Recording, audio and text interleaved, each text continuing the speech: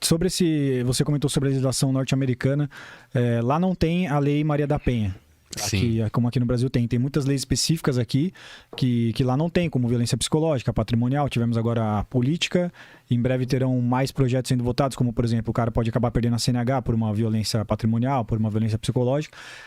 Já cria antecedentes criminais para esse cara, já dificultaria para ele conseguir emprego, até porque certos crimes que não seriam considerados crimes, seriam contravenções penais, na Maria da Penha, por ser contra mulheres, são crimes.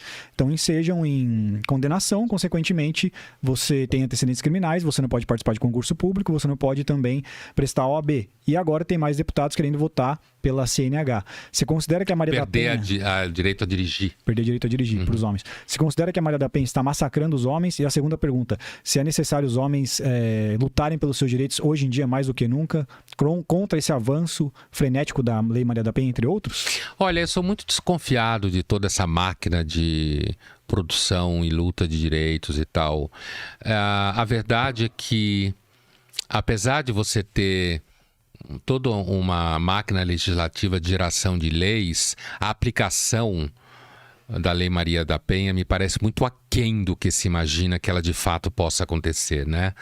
Você continua tendo muita violência contra a mulher no Brasil. Continua Os dados tendo dizem, sim. Muita violência. Então, nesse sentido, a Lei Maria da Penha, às vezes ela parece maior do que ela, quer dizer, maior no sentido da aplicabilidade dela e da possibilidade de você dar continuidade no sentido de que a lei possa proteger a mulher, dando continuidade a isso. Então, eu acho esse debate ele bastante conturbado, principalmente quando a gente aloca polos opostos em disputa. Então, no sentido de que então, se você produz uma Lei Maria da Penha, você devia produzir uma Lei João da Penha, sabe? Fazendo uma metáfora. Eu não diria isso. O que eu diria é desculpa interromper, só para não perder o ponto, que assim, você mesmo comentou sobre a violência, eu concordo. Então, considerando a violência, precisa se empoderar mais a mulher juridicamente com meios mais severos de punição. E ao mesmo tempo, quando você aumenta o poder feminino jurídico, eu considero que se aproxima até às vezes a exemplo de fé pública, que seria o poder de polícia. A medida protetiva da mulher, por exemplo, ela pode dizer lá, sem advogado, sem ninguém, só pela palavra dela, que algo aconteceu. E o juiz automaticamente tem 48 horas para decidir, não precisa de prova e o cara nem é ouvido. A polícia basicamente é assim, a polícia tem muito poder, tem fé pública, ela vai lá e diz, aconteceu isso, a mulher tem esse poder por causa dos números de violência. Só que quando você não tem um outro peso, não um João da Penha, mas para contrabalancear abusos de poder, você abre margem para abuso de poder, senão haver responsabilidade. O que você precisa, na realidade, primeiro que você precisaria é que os homens parassem de bater nas mulheres. Eles iriam não todos os homens, é claro, mas seria bom que muitos homens parassem de bater nas mulheres, porque isso iria facilitar muito a vida dos homens que não batem nas mulheres.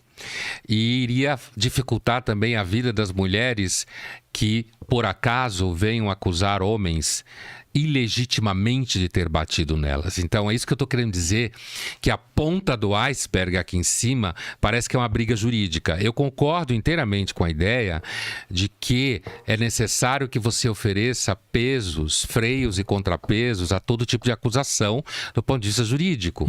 E que então você possa, de alguma forma, mesmo que no primeiro momento o discurso da vítima tenha força, porque na prática, o que acontece muitas vezes ainda do ponto de vista prático é que ainda muita mulher que venha por acaso a levar uma queixa como essa ao ambiente jurídico, mesmo policial, ainda pode acontecer muita gente que no fundo ache que ela está fazendo aquilo, mas no fundo ela gostou de apanhar.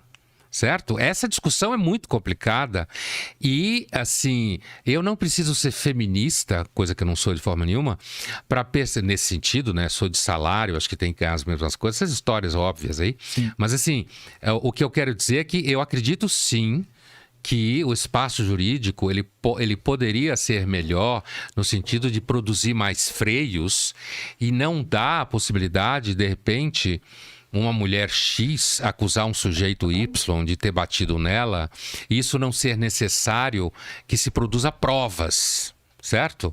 Assim como, hoje em dia, eu não sei nem como o homem ainda é professor de criança, porque a possibilidade de você produzir dúvidas com relação a professores homens que dão aula para crianças no jardim da infância é enorme. Então, acho que os caras deviam até sair fora do emprego para se proteger do risco que é, porque os pais hoje são seres mais paranoicos que existem na face da Terra, são pais jovens de crianças. Então, o que eu quero dizer é que sim, eu acredito que quando você cria uma facilitação muito grande para acusar uma pessoa de um crime, você tem que oferecer a essa pessoa a possibilidade de se defender.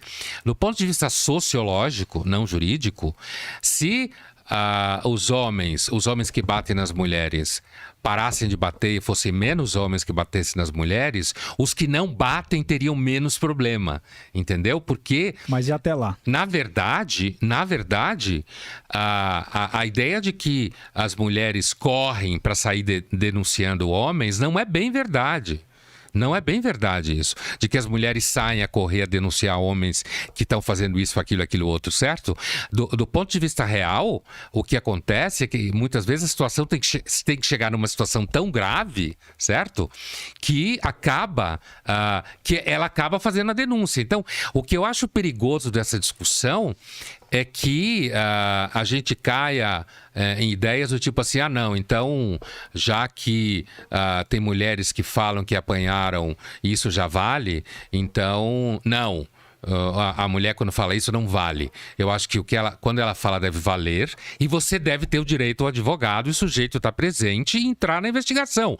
Mas na prática, o que ainda acontece é muita gente que não acredita que a mulher disse que apanhou. Então, há um desencontro entre a produção da lei e a realidade sociológica que se impõe. Então, às vezes, eu acho que é típico da nossa época. A gente engancha nos debates e esses debates, eles parecem que, na realidade, são eles que se movem na sociedade quando a sociedade é mais complicada. Eu acho que, na verdade, continua havendo muito homem que bate mulher. Eu discordo um pouco no sentido de que quando a mulher diz, ninguém acredita. Na verdade, acho que é extremamente o contrário. Tem vários homens que, na verdade, por falsas acusações, sem ser levados à justiça, eles são linchados publicamente. Esse camarada... Pelo menos a polícia acredita quando a mulher diz. Olha, a justiça também. Olha, eu não tenho tanta certeza assim, inclusive por referências de delegadas que trabalham em delegacia da mulher, certo? De que é claro que dependendo de quem você cair na mão, um policial pode acreditar que o sujeito bateu em uma mulher pelo simples fato de que é verossímil. Você tem um número alto de homens que batem em mulher, certo? Você tem um número alto de homens que batem mulher e você tem um número menor de mulheres que denunciam isso, certo?